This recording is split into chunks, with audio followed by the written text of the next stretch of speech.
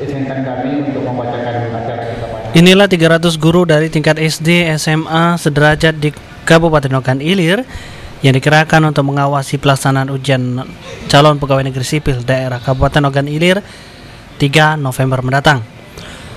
Sekretaris Badan Kepegawaian Daerah Ogan Ilir, M. Soleh, mengaku setiap orang guru akan mengawasi 20 orang peserta dalam satu ruangan dengan total peserta ujian 3.896 dan 707 honorer kategori 2. Pelaksanaan ujian CPNS di Kabupaten Ogan Ilir sendiri akan difokuskan di 6 fakultas di Universitas Sriwijaya, yakni Fakultas Ilmu Komputer, Ekonomi, Fakultas Pertanian, Hukum, FKIP, dan Fakultas Teknik.